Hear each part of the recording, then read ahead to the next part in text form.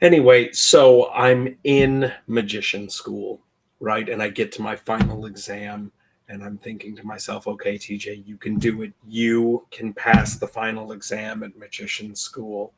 And it turns out that I did not, which is why I do not work as a magician because I went into the exam assuming that every question was going to be a trick question. But you can turn magic wands.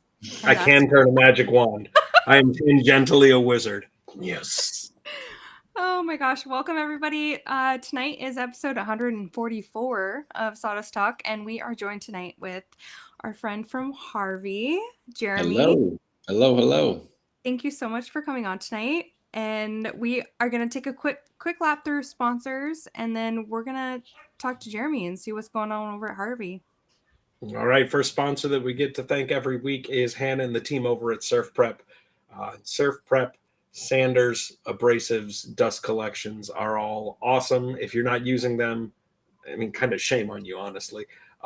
If you want a portable, HEPA ready dust collector that works really, really well with a drywall sander, you should take a really close look at what Surf Prep has to offer. Awesome tool, burps the filters every 10 seconds. Great stuff to have around. Also, their rings for sanding drywall have a giant hole in the middle of them, which is where all the dust collection takes place instead of a whole bunch of tiny little bitty holes. They're very effective. Get your hands on some, maybe your paint suppliers, or just reach out to Surf Prep. And if you're shopping at Surf Prep, use coupon code Sawdust Talk to save a little bit of money. And it's true. Our show does get a little kickback, but it helps us buy tickets to events so that we can see you guys in person, which is what everybody wants, obviously. Next, we want to thank Layla over at Casey Bombshell Designs, who is not only a stellar scroll cell artist, but she is also the host for the Sawdust Talk merchandise. And do you really not have a Sawdust Talk t-shirt yet? What are you doing? What are you doing? I'm asking these questions because you're obviously not asking these questions of yourself. Get a Sawdust Talk shirt. It's what all the cool kids are going to be wearing at Workbench Con in a matter of weeks now. We also got to give a shout out to Mike over at the Makers for St. Jude and Woodworkers versus Cancer. The goal for 2025 is that we are going to raise $50,000 to help fight childhood cancer. We are doubling down on our accumulated 2 years of working on this project, and I think we can do it. We've got great people getting involved, and if you want to be a part, you need to reach out to Mike or me or even Jessie, and we will hold your hand and we will get you set up so that you can take the cool stuff that you make and make it do cool stuff for people who need your help. Also, there's a Patreon if you're into that kind of thing. It's like $5 a month if you want to just buy Jessie and I a cup of coffee. We'd appreciate it. Also helps make airplane tickets a little cheaper. So we'd love to see you at Patreon Sawdust Talk. There we go. Jeremy, welcome. Real quick to piggyback off one of those sponsor things. Harvey participated in some of the Makers for St. Jude last year's very big event, very fulfilling event, and we were happy to donate the grand prize to that live event that they held at their shop. So very cool. I'm glad to hear that you guys are up in the ante on that total this year. So Yeah, last year we had a meeting beginning of the year, and we said $20,000 was our goal for the year, and we blew that out of the water thanks to sponsors like you guys. So that's we awesome. appreciate. Yeah, great program. So who are you? Why are you here? Yeah, so glad to be here. I've been a viewer for a while, and now here I am. I made it. My name's Jeremy. I am the partnership and social media manager for Harvey Industries. I'll just clear it up for some people that may have questions. Harvey Industries is like the parent company for Harvey Woodworking and Bridge City Tools. Some people get them all mixed up of who is what. Harvey Woodworking and Bridge City are brother and sister, and we're the dad. So I take care of that, and we love the woodworking community. Try to be engaged as much as possible. I hope that you guys kind of notice that we doing things like this and being very social media friendly and active is a big goal for us. So that's where we think the the future of like marketing and relationships really is. So Yeah, it's nice to have companies that have social media people that still value the people behind the tools. So the people you're selling to, um, bridging that gap, I think is a really special spot to be in. yeah. So it's really nice to actually put a face to the name for a lot of people. Yeah, and it's nice to have brands that are actually active at all, right? I mean, you see some of these big brands, that maybe post a picture every now and then, or share other, but we're here.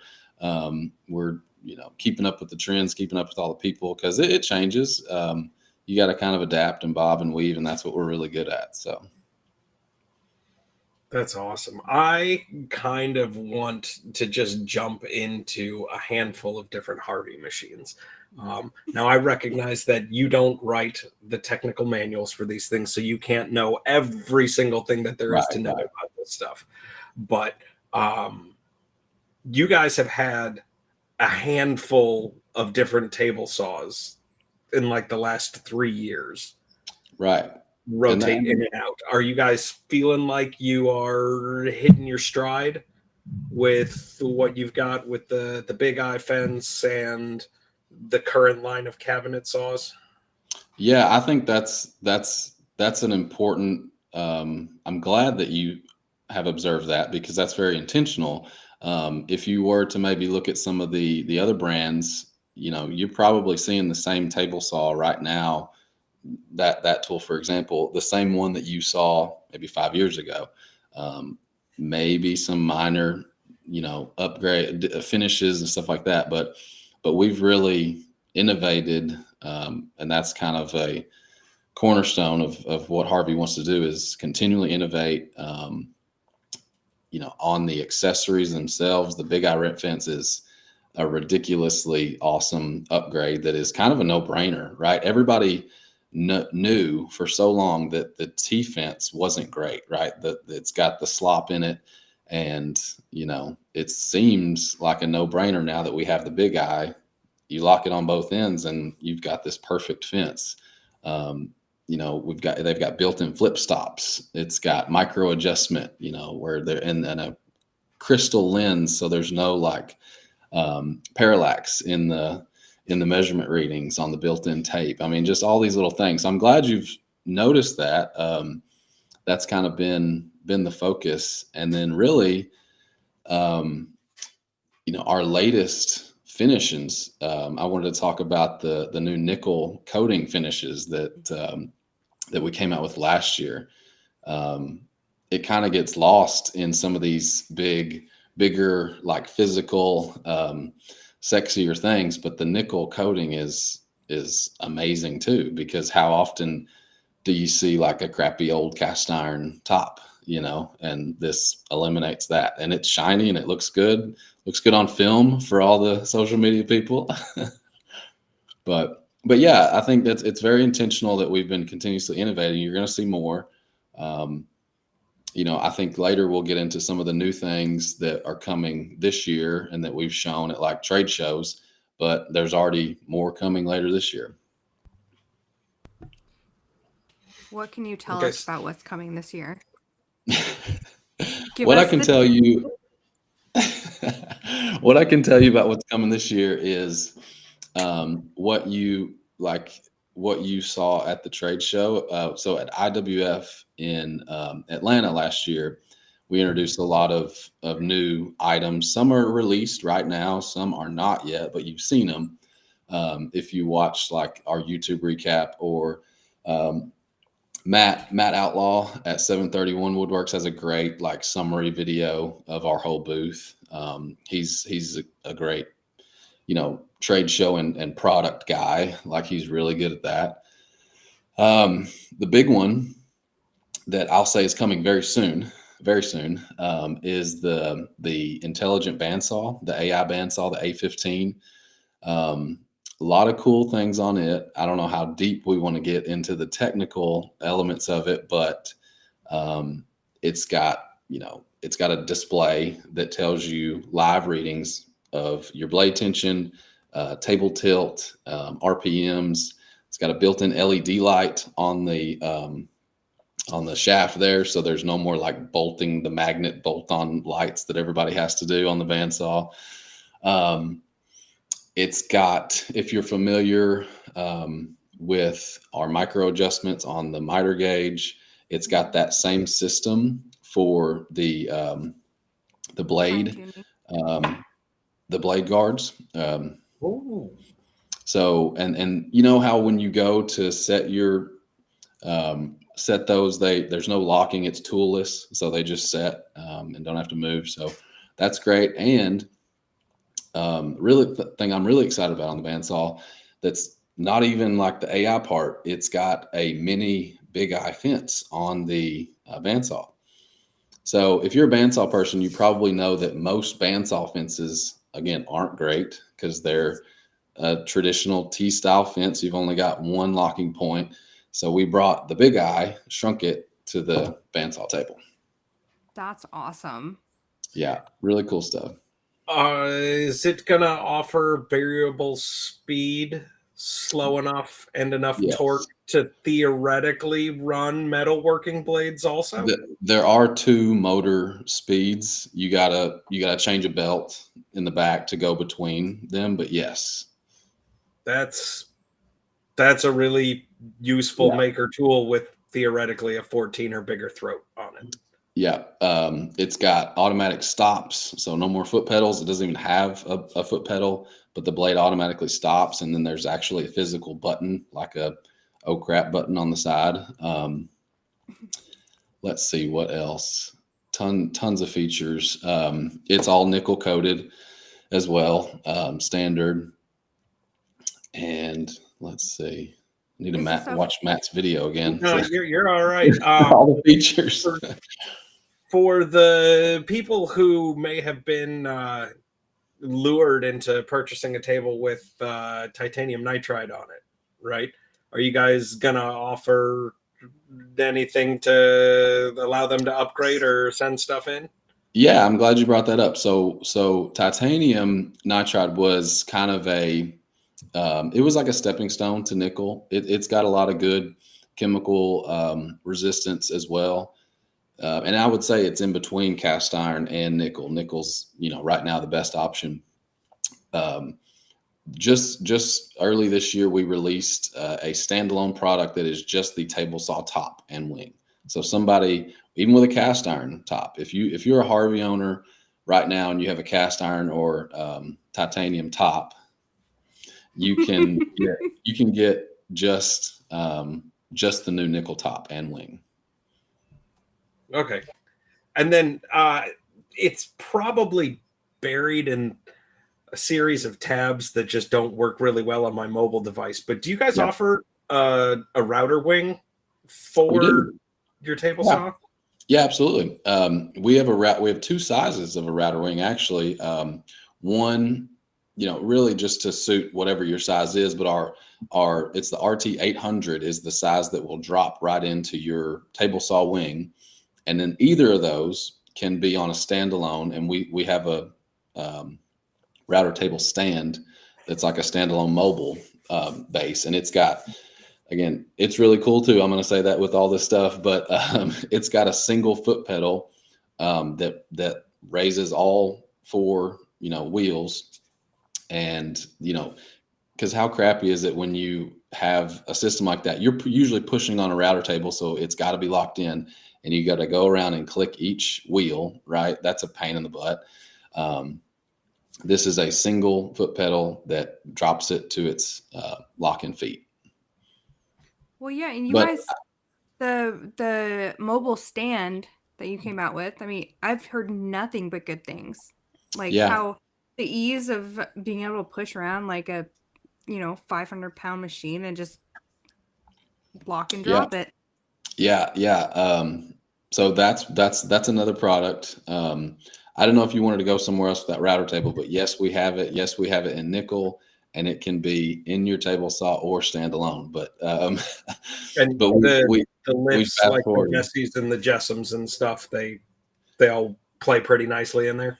Yes, and the router fence is really great. I personally, before having this system, I personally had the Woodpeckers master fence, and again, great system. But this, I would tell you this, even if I didn't work for Harvey, it blows it out of the water because it has all those fine finishes, micro adjustment stuff that from all of our other tools. We kind of keep our theme consistent across all those. Independent. The each face on the router fence can be independently moved, in feed and out feed. So a lot of great stuff on the router table. It's probably the best turnkey system out there, and very affordable. And it will soon be. Maybe it will be complete, and you won't have to buy any outside accessories at some point. Yeah, Maybe. Wink, wink. Maybe. I don't know. Jeremy's over here like, I'm gonna plead the fifth on that. Yeah. But we were jumping to, in the same theme of what's out there, what's coming. We were talking about the Spider mobile base. So that was one of the ones that we debuted at the show last year, but it is out now, and it's been a huge hit. Mobile bases, we know that they serve a limited purpose, but when you need a good one, because we all know when you need to move a tool. And again, like I was talking about with the 4 independent feet locking, this is one click to move all 4 gear mechanisms in it. If you haven't seen how that works, there's a really cool graphic on the website that shows like how all those worm gears like work together to move all 4 with one click. It's super easy because of like the gearing in there. And yeah, I've got my table saw just on the other side of the screen, our biggest one that's 600 pounds, and I can move it with one finger. I mean, it's crazy. It's really crazy. Yeah. And I needed it not too long ago. My personal shop is a 2-car garage, but I can only use, there's an imaginary line in the middle where my wife's van can sometimes park. So I sometimes can come across it, but not all the time. But I was doing some big doors, and where my table saw sat before I had the Spider, I couldn't have even done these long rips that I needed to. And so having it on that base and being able to, tilt it out the length of the garage was awesome. And I needed it to make that cut. So tons of applications for it. We got guys that have them on bandsaws that don't use them a ton, so they roll them in and out. And they make the heavy table saws easy to use too. So people with small shops that fight your mobile bases, the Spider is a huge upgrade. I think that's awesome though, because I mean, within the maker community, we have, friends that have, a warehouse shop that's Right. massive. They don't need to move their tools, but we also have friends who are, have like a mobile shop, Yep. Everything like needs to be mobile. shop. Right. So being able to move stuff around is, it's key, especially if you don't want to have a job site saw anymore. Yeah. So. Yeah. It's one of those things. You don't always need it, but when you need it, you need a good one. And it definitely checks all the boxes. So. Heck yeah. So we talked a little bit about AI bandsaws and bandsaw technology. Are you guys going to be sticking with ball bearing guides and the system you have? I mean, you talked a little bit about tooling to drive your guides in and out. Right. No new technology on bearing surfaces or anything like that to make sure. No, I mean, I will say, like, seeing when we were at the show, we had a current bandsaw next to the new one, and the blade guides themselves are almost like 80% beefier, so they're bigger, more substantial. But it's a fine technology. It's high quality, but it is still it is still the ball bearing type. Okay. Yeah. Well, beefy makes a lot of sense. Again, I shove very, very large pieces of green Yeah. wood into Right. my bandsaw. And You I know, have learned you have a competitor that uses ceramic guides, and they're great when they're new. right. They're great when they're new. When they're Yeah. not new, they're less great. Yeah. Yeah. And it And makes these you are, start looking for other solutions. So yeah, these are easily accessible. And the thing that I was gonna say that I was struggling with earlier to remember was, nobody really knows, unless you're like an expert, unless you're Alex Snodgrass, does anybody really know like the best blade tension? Like, we all pull the crank until it's like tight and that's it, right? So what's built in to the system, you input your blade width and length. It's always going to be the same length unless you're doing something funny. But and then it's got logic in there that tells you when it's perfectly tensioned. So if you go to any of those videos and see it, the display is kind of like a speedometer type thing, and it tells you when you're in the sweet spot. And then if you're drifting, it'll tell you that as well. So that's really cool because like I feel like most of us just see that little chart with the red on the back of and we just it's kind of red, so it feels all right, right? So, but now you can like know that you're tensioned properly. So that's pretty cool. And then to your point about cutting greenwood, George, that's where the nickel top comes into play because you wet wood and cast iron, no good. Probably, I'm sure you've got some well, stories with that. yeah, no, if I had the nerve to cut green red oak, right? And if you Yeah, don't immediately get wet red oak off of your steel tables, you get yeah, brown tables. yeah. Uh, it's basically just like putting a sweaty bottle right onto it And because so you wouldn't have to worry about that anymore. Even the wheels are nickel. that's cool. Yeah. And it's not just a coating on top, it's on the underside as well. So it's all over. So cool stuff. The nickel is no joke. The nickel is probably, you know, one of the more significant advancements in quite a while. And we did that without a massive like price increase. That's one thing, not to talk like sales or whatever, but Harvey is able to do all these cool things, but still remain competitive, if not on the cheaper side compared to people because it's direct. There's no middleman.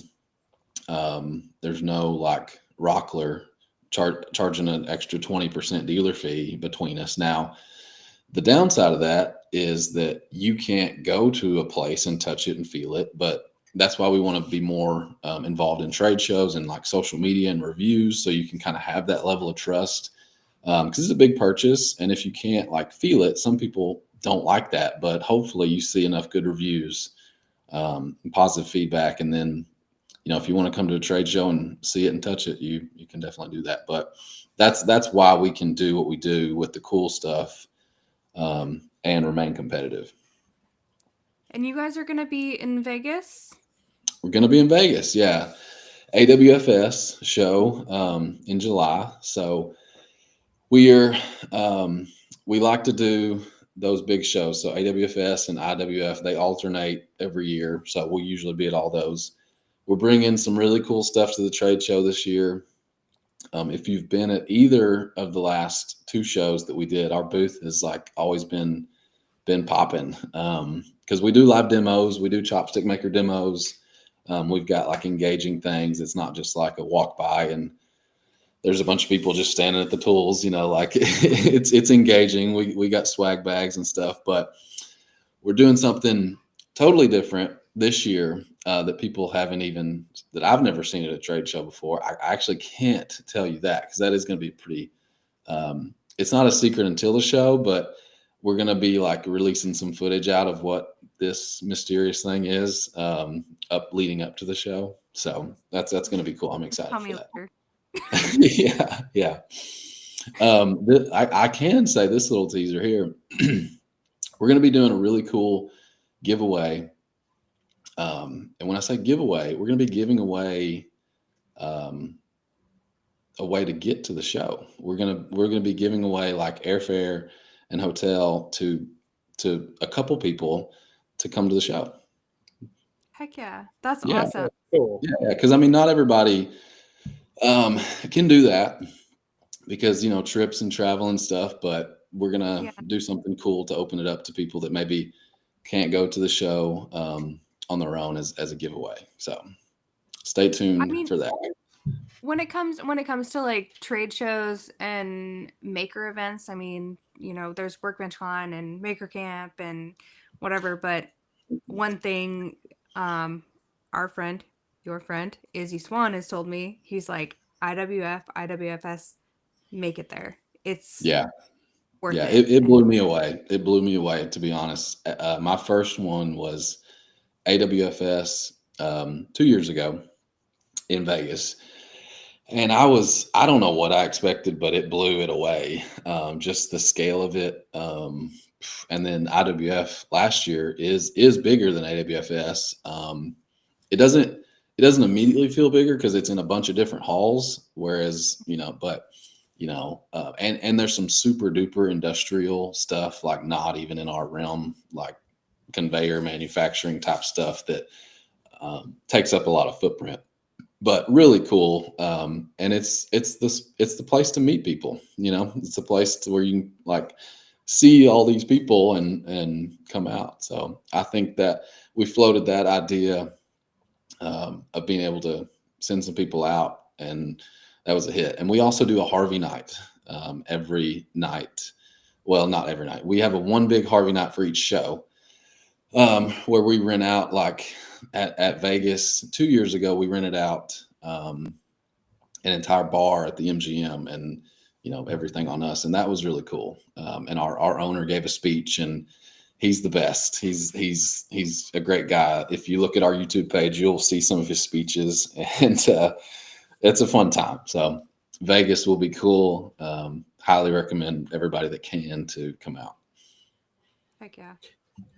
So we haven't even touched on Bridge City other than joking about how awesome the Chopstick Master is and how I secretly desire a Chopstick Master 3.0 to come out. And I don't know exactly what that would be, but maybe, accessory jigs to put different facets on or something. Right. What can we look forward to in 25 from Bridge City? Yeah, Bridge City. So Bridge City, we've got some new products coming. At the trade show last year, we showed a new universal gauge. So we've got this crazy tool called the universal gauge, and it used to be sold as left-handed or right-handed, or you get a kit with both of them. And that's because orientations need different things. Well, the engineers found a way to make a single one that can do both because of really cool configurations of the tool. So that'll be coming out later this year. We just released the new mini miter square kit. That's like they're all still pretty on the smaller side, good for pockets and small little layout work. But the mini miter square is a very small, like 45-degree square, but it's got two new Big Brothers that come in 3 colors. One is a bigger 45. The other is a 30, 60, 90. So that's a really cool kit. Those are like apron staples, stuff that you just keep on you all the time. The old mini had a magnetic foot on it, for edge catches. And this one's got a really cool new design where the foot in it actually pivots from side to side. So if you need it to be flat, it can be flat.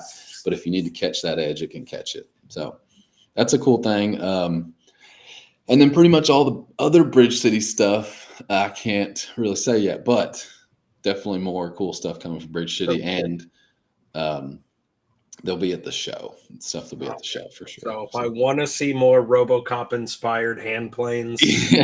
Yeah, they're insane. At Vegas 2 years ago, we introduced that Foxtail shoulder plane. I don't know if you've seen it, but it's a solid stainless steel shoulder plane. I mean, the thing is just RoboCop's really good. That's a great comparison. If you have it in your hands, it feels very like steampunk. It's got like, I don't know. That's just the vibe it gave me. But Bridge City's got a really rich history. I don't know if you guys know, like, super brief history is a single guy started in his garage in Portland in the 70s, 80s. I'm not exactly sure the start year, but his name was John Economaki. And he just made fine tools. He was like one of us. He was like somebody just making hand tools in his garage. And it grew, and he had limited releases, and he grew. And Harvey owner Jack and John met at a trade show and just became friends. They were, by fate, they were set up next to each other in booths at a trade show. And so they became friends.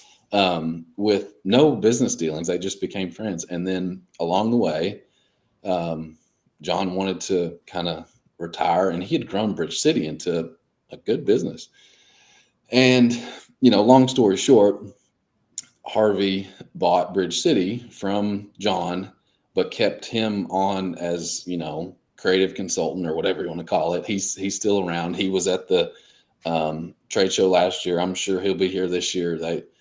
Him and Jack go on trips together still, and it's great. I mean, I think I just love the history of it, and we're gonna keep his like aesthetic, but we're gonna do our Harvey thing and improve and do cool stuff too. That's I so love cool. that. Yeah. Okay, so I mean, the only thing that we that's haven't talked about on cam is wood turning. Yep. And we're going to talk about wood turning because I got 10 hours of a relationship with a 14 by 20 lathe. So you were on the T40, is that Yeah. right? Yeah, Okay. yeah, that's what I think it's living at Jimmy's now or something like that. Yeah, it was gonna stay there so it can keep being used at Maker Camp. Yeah. Yeah. The stand is pretty great. It's a pretty great stand. You can get pretty hectic on that stand. The weight of that machine, pretty great.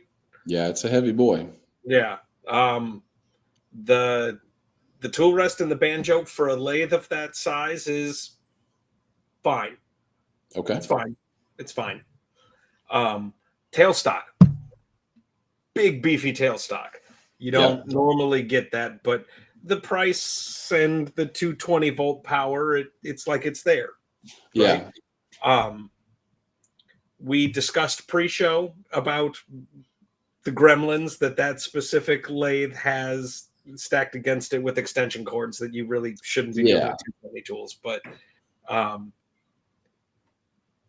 it just kept working. And for something that can turn 14 by 20, and there's no outboard kit for that, right? The T40 is outboard. The headstock will just turn out. Yeah. Which again, I love talking to wood turners. I'm not a wood turner, and I feel like you either are or you aren't, right? Like wood turning is its whole lane of woodworking. Dude, it's punk rock woodworking. That's all it is. And I love it, but it's not like, I just dabble in wood turning. No, you have to like dive in. Like you can't just be a half-ass wood turner. You can half-ass wood turning. Well, maybe you can make pins or something. Like you can have a little pin lathe over there in the corner. But and I would have one. That's the only Harvey tool I don't have because just my size, and like I would want to go all in on it, and I'll get there. But I love talking to wood turners because I that's feedback that I love. Besides the power supply issues from there, but I've never heard many bad things at all about our lathes, and usually it comes to like the power and the quality. And those servo motors, like they're super quiet, super responsive up and down. And the 60 is just a bigger, beefier, longer version of what you played with. So 60 is 24 by 36, right? Yeah. And then it's got the extension. If you want to even go, it's got an extension bed if you want to go even longer. And does the extension bed sit at the same level as the main bed, or is it a drop down for more? No, it's at the same level, but it'll swing behind when you're not using it. that type of thing. Okay, right on. Yeah. But yeah, I do want to get my hands on that big old tailstock because that's probably massive.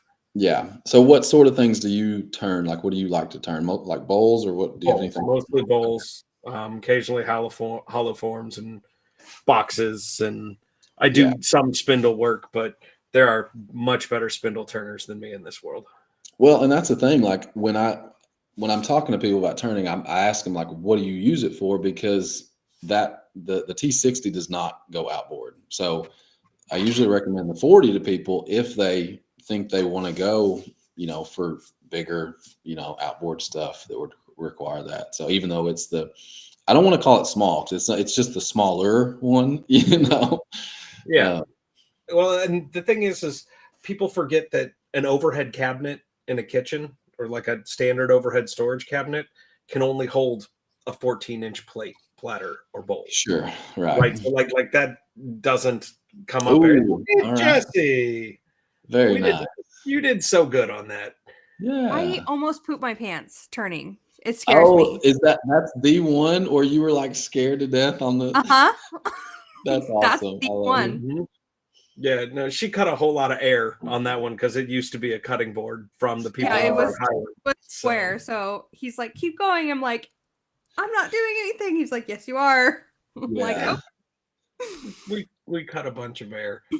But yeah, so a 14 by 20 lathe can do a lot of stuff. You're Yeah. not going to make a baseball bat. You can make a tire knocker or a commemorative baseball bat, Sure. right? Sure. You can make one hell of a magic wand, right? Yeah. Because Yeah. your tailstock's going to take up, I don't know, 7 or 8 of those 20 inches. But that still gives you like a solid 13 or 14 Yeah. between centers. So like it's a nice tool, and there's not a ton of reasons to turn a lot bigger than 14 Right. inches between centers until you're doing architectural and furniture. Right. So Yeah, I think the only other new tool that we haven't talked about yet is the new gyro, the new dust collection, the G800 Pro. Yes. Yeah, so that's exciting. So the history, Harvey, really grew off of the back of the G700. That's my origin story with Harvey, was seeing Jason Bent and his G700 when Harvey was very small. He came out with it, and again, small shop. This is a lot of people's stories, but small shop. Foot space is at a premium, and that horizontal configuration of the G700, I was like, oh, I can slide that underneath my CNC like workbench, like that can be out of the way, and then I'll have this whole like tool area available that my big tall like jet. I had a Jet Vortex before that, and it was just great. That's like the story, and that gyro is just such a cool technology. I went from a 3 horsepower jet to the G700. It was less CFM, but it pulled harder, if that makes sense. And that's just because of you're actually getting every inch of suction from it, whereas with those traditional vertical ones, you're losing a lot just out of the gate, even if you're hard piped.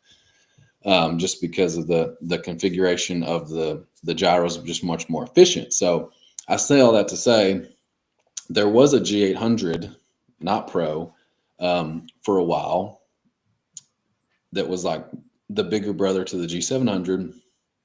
But it had a really high price point. It was more efficient. It was more CFM, powerful. It had a touch screen, years ago. So like 3 years ago, it had a touch screen, auto cleaning filters, which is huge. I'll talk about that more. But it was just such a high price point that we wanted to re-engineer it to make it better and more affordable. And that's where the G800 Pro is. So, features are larger dust bin,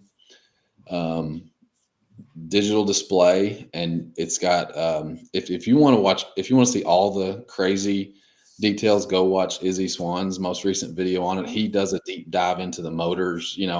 I knew I picked the right guy for that video when the first thing he did was like he took it all apart and he called I me. know, I was gonna say he took it. He's like, I'm gonna take it apart and show you. Yeah, and that's what we want. I mean, that's that's something I would have never even thought to do. I mean, do you go into the guts of your every tool you get like that? But anyway, he Izzy also pointed out he also what did he manufactured his own knob for the table saw he did, because he yeah, didn't like where it was at. So he's like, no, I want it right here. So he just takes it apart and makes a new piece for it. yeah, That's it. he's such a wizard. Like he's such just a tinkering little big wizard guy, and he's the best. Love it. But go watch Izzy's video. That's like his most recent video of all the specs on the G800. It's a great video that tells you like how awesome it is. But for the big picture items, bigger dust bin, more efficient, higher CFM. He told me, and he said it in his video too. He's had 5 horsepower. This is the new G800 Pro is a 3 horsepower unit. He's had 5 horsepower units, and this thing blows it out of the water. Again, it's the gyro. You're getting all those CFMs. No loss, no drops. He had one of those anemometers, and whatever reads the flow, it's got the little fan in it. He said it pegged it out. It maxed it out, and his other one did not do that. So, really proud of that because it's more efficient. It's in kind of the vertical package, but it's kind of skinnier, compact, so it could be like in a corner somewhere. Really cool feature. It's got 2 different options for your inlet port, so it can be on the side. It comes on the side, but if you're like a hard pipe shop, you can move the inlet orientation to the top. Like it's adjustable, and that's pretty cool. That's if there are any gripes about the G700, it's its inlet design is in the front. It's not a problem for me, but in some shops that inlet sticks out like into like a walkway or something. But there's been some guys print some 3D like 90 adapters and stuff like that. But G800 is a great new unit. The next step for Harvey in the dust collection world, and it's really cool. I mean, it's great. It's efficient. Dust collectors aren't super sexy. This is about the sexiest you can get with a dust collector because it just pulls air. You know what I mean? But it's new and it's improved and it's cheaper. It's cheaper now than the worse original G800. So proud of that too. Does it have a touch? It does have a touch screen. It does have a touch screen that you can set your. It's got a built-in remote. You don't have to do anything. It just comes. Clip that on your apron. Yeah, and it can update wirelessly. If we've got any like new rollouts, it'll auto update, so you're not stuck with an old version or anything like that. Did you say that it burps its filters also? Yeah, I should have said that. So, that's another point. Yeah, traditional dust collector, you got to spin the knobs you got to spin the fans in your fines filter, and then it falls out. So this has a small air inlet in the back. So you dedicate a very small air line to it. If you don't already have like air compressor set up in your shop, you could even dedicate like a little pancake air compressor to it. It doesn't need much, but it measures the differential pressure in the filters, and when it gets to a certain point, that you set, it'll pop them and it'll all fall out into a separate fines bin. That's so really cool. No more of your filters getting clogged because you forgot to spin your things. I'm guilty of that. I do a lot of epoxy work and drum sanding epoxy, and that gets messy quick. And I've shamefully gummed up the filters on my G700 because I forgot to spin that. But this new style auto cleaning filters, which is big for some people because they don't want to do it. It's not fun. I want to take a second and pivot away from Harvey and like, who are you as a maker? This is where I want to You go. are a maker. Yeah, yeah, But you I don't am.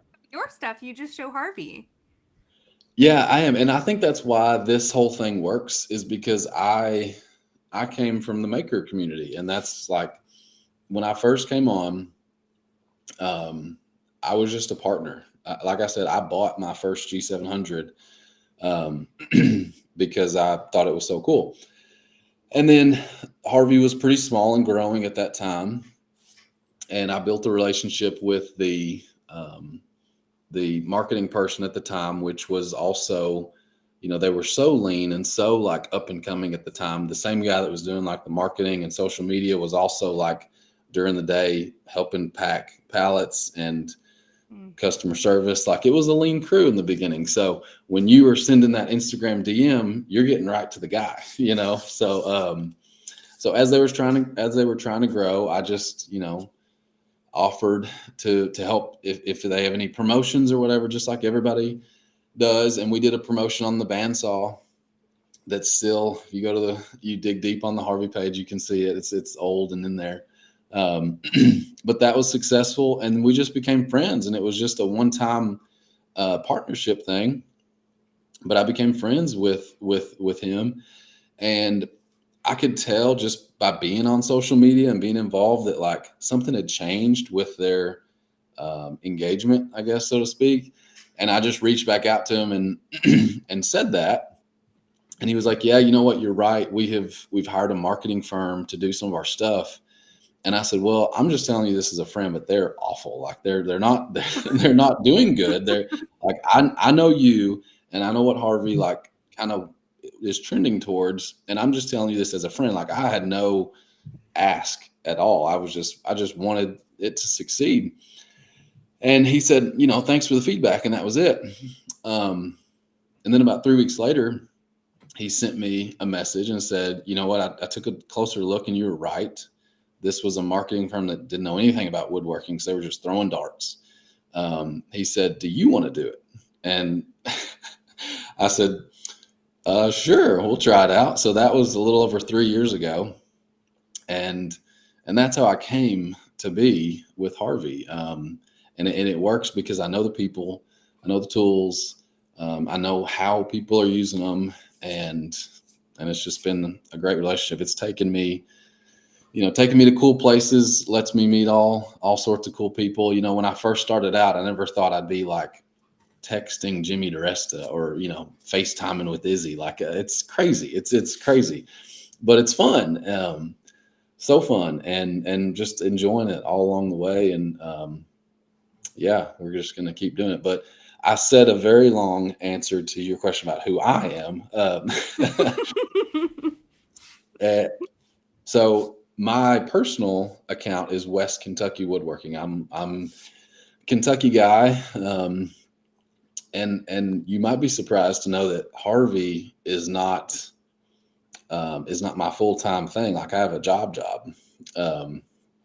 and I'm an engineer at a chemical facility during the day, and it's a balance. It's a balance act to do a lot of these things. Like I spend my work vacation to go to these trade shows and go to LA and the headquarters and stuff like that, from the job. So there's a lot of people that do both, that, do shop stuff and job stuff. And it's, we all have stuff to balance, but, it hadn't broke me yet. So, Do you even I've have got three. time for your own shop and building stuff? My goodness.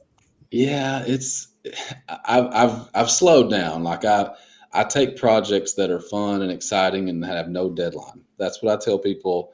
Like, if you have a deadline on this, like, no thanks. And then even if you don't have a deadline, like, is it cool? Like, you're not going to ask me to like make you a set of cornhole boards. I would just say no thanks. But I really like to do epoxy work. I really like to do custom, like logo signs. Like that's a thing that I enjoy.